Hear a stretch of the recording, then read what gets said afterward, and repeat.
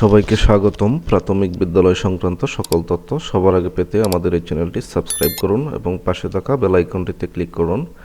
আমার গত ভিডিওতে আপনাদেরকে দেখিয়েছিলাম যে আমরা কিভাবে অনলাইনে আইসিটি কোর্সটি করব।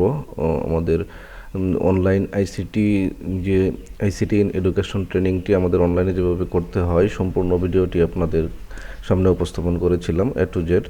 তো সেখানে আপনাদের অনেকেই নানান সমস্যার কথা কমেন্ট করেছে। আসলেই এটি একটি টোটালি নতুন একটি সিস্টেম, এটার পাইলটিং চলতেছে, আমরা নানান সমস্যার সম্মুখীন হব, এটাই স্বাভাবিক। তো এর মধ্যে থেকে আমরা যে সকল সমস্যাগুলো সবচেয়ে বেশি আমরা সম্মুখীন হচ্ছে সেগুলোর ক্ষেত্রে কী করণীয় আমাদের, আমি সেই ব্যাপারগুলো নিয়ে আলোচনা করব। প্রথমেই একটি বিষয় আপনারা জানতে চান, সেটা হচ্ছে লিস্টের নাম নাই, তাহলেও কি আমি এই ট্রেনিংটি করতে পারবো কি না। যাদের লিস্টের নাম নাই তারা অবশ্যই ট্রেনিংটি করতে পারবেন না, তাদের অবশ্যই লিস্টের নাম থাকতে হবে এবং IPEMIS আপনার প্রোফাইলে সেই ট্রেনিংটি আসতে হবে, তবে আপনি এই কোর্সটি করতে পারবেন। আর আমরা অনেকে আরেকটা কোয়েশ্চেন করি, যেটা হচ্ছে যে আমার লিস্টের নাম আছে, আমি যদি ট্রেনিংটি না করতে চাই তাহলে কি করতে হবে, বা আমি ট্রেনিংটি করতে চাচ্ছি না। এটা টোটালি আপনার ইচ্ছা, আপনি চাইলে ট্রেনিংটি করতে পারেন, সম্পূর্ণ করতে পারেন। যদি সম্পূর্ণ করেন তবেই আপনার পরবর্তীতে আপনি PTI ফেস টু ফেস আপনি এই ICT ট্রেনিংয়ের নিতে পারবেন। তো আরেকটি যে সমস্যা আমরা সম্মুখীন হই সেটা হচ্ছে, বা আমরা অনেকেই যেটা প্রশ্ন করতেছি সেটা হলো যে আমাদের অ্যাসাইনমেন্টের ব্যাপারে। তো আমরা যারা কোর্সটি সম্পূর্ণ করেছি, আমরা আমাদের সকল কুইজের উত্তর 60% মার্ক পেয়ে সম্পূর্ণ করেছি, বা আমরা সম্পূর্ণভাবে কোর্সটি কমপ্লিট করেছি। তাদের অ্যাসাইনমেন্টের ক্ষেত্রে আপনারা যেখানে অ্যাসাইনমেন্টের ফাইল আপলোড দেওয়ার তথ্য পাবেন, যে এখানে অ্যাসাইনমেন্ট আপলোড দিতে হবে, সেখানে আপনি আপনার অ্যাসাইনমেন্ট আপলোড দেবেন। অনেকের কোর্সে বা অনেকের PMIS প্রোফাইলে সেই অ্যাসাইনমেন্ট দেওয়ার অপশনটি এখনও আসে নাই, যদিও এই সিস্টেমটাই পুরোপুরি নতুন। আমার জানা মতে যতটুকু এটার আপডেট চলতেছে, আপনারা চাইলে অপেক্ষা করতে পারেন, সামনে অবশ্যই আপনাদের অ্যাসাইনমেন্ট দেওয়ার অপশন আসবে এবং আপনি সেই অ্যাসাইনমেন্টটা আপনি জমা দিতে পারবেন সেখান থেকে। আপনারা আরেকটা ব্যাপার হচ্ছে যে বলেন যে PDF ডাউনলোড দেবো কীভাবে, বা আপনি যে কোর্সটা বা করতেছেন, যে মডিউলটা, যে সাবমডিউল দেখতেছেন সেটা কীভাবে ডাউনলোড দিবেন, সেটা দেওয়ার জন্য আমার স্ক্রিনে দেখানো সিস্টেমে আপনারা যখন ভিডিওর নিচে এভাবে আপনারা PDF ফাইলটা পাবেন, তখন সেটার এই ডাউনলোড বাটনে যদি আপনি ক্লিক করেন এই ফাইলটার, তবে আপনার যে সেই সাবমডিউলের সমস্ত বিষয়বস্তু ফ্লোচার্ট আকারে বা লিখিত আকারে PDF আকারে আপনি ডাউনলোড হয়ে যাবে, এবং আপনি চাইলে যে কোনো সময় সেই ফাইলটা দেখে দেখে নিজে নিজে প্র্যাকটিস করতে পারেন। সেক্ষেত্রে আপনার ভিডিওটি দেখতে হবে না, আপনি শুধু এই PDF ফাইলটা দেখে দেখে আপনি নিজে নিজে প্র্যাকটিস করলেই অনেকটা সহজ হয়ে যাবে। আপনারা চাইলে এভাবে যে সকল ভিডিওগুলোর নিচে এই PDF ফাইলগুলো আসে, সেই ফাইলগুলো আপনি ডাউনলোড করে নিয়ে পরবর্তীতে আপনি সেটা সহজে প্র্যাকটিস করতে পারেন।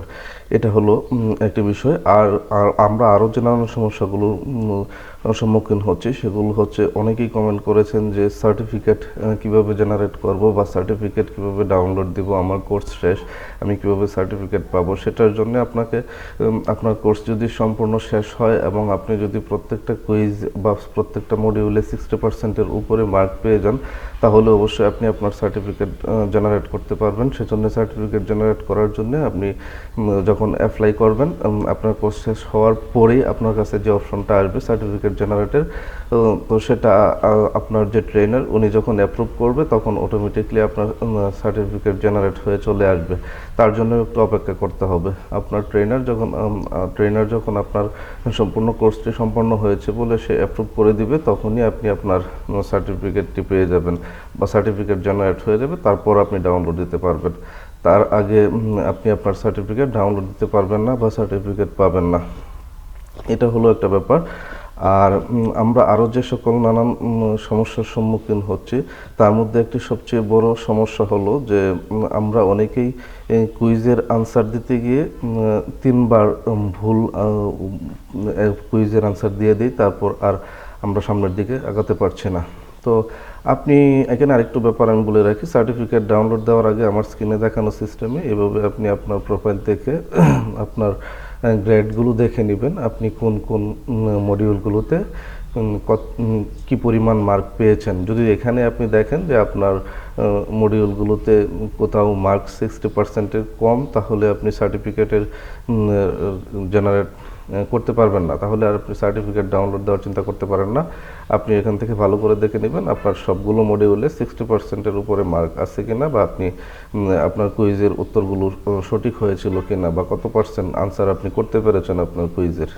আচ্ছা, তারপর যেটা নিয়ে আমরা বলছিলাম সেটা হচ্ছে যে আপনি যদি কুইজের আনসারগুলো কোনো মডিউলে আপনি যদি কুইজের উত্তর দিতে গিয়ে 3বার ভুল উত্তর দিয়ে দেন, তাহলে আপনাদের সমস্যা এবং করণীয়। আপনাদের এই সমস্যাটির জন্যে আমি নানান কমেন্ট পাচ্ছিলাম এই সমস্যাটির ব্যাপারে, সেজন্য আমি নিজেই একটা প্রোফাইল বা আমার একটা প্রোফাইল থেকে আমি 3বার ভুল এক্সাম দেওয়ার পরে দেখলাম সেটা হচ্ছে যে 3বার ভুল অর্থাৎ 3বার ট্রাই করার পরে আপনি আর আপনার নতুন করে এই কুইজগুলো বা এই মডিউলটা শেষ করার কোনো উপায় আপাতত নেই।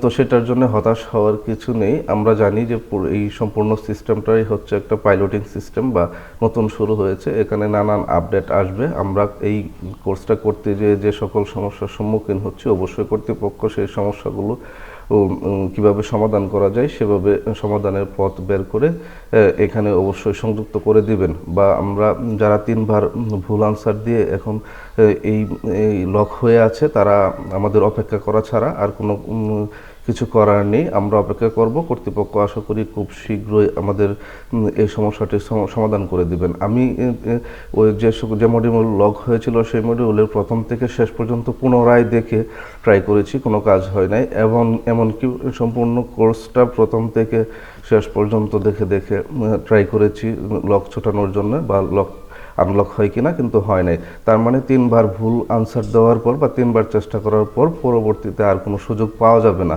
এটা সবাই সতর্ক থাকবেন। আর যদি যাদের লক হয়ে গেছে তারা অবশ্যই অপেক্ষা করবেন, সামনে অবশ্যই আপডেট আসবে। ধন্যবাদ সবাইকে। আর প্রাথমিক বিদ্যালয় সংক্রান্ত সকল তথ্য সবার আগে পেতে আমাদের এই চ্যানেলটি সাবস্ক্রাইব করুন। আসসালামু আলাইকুম।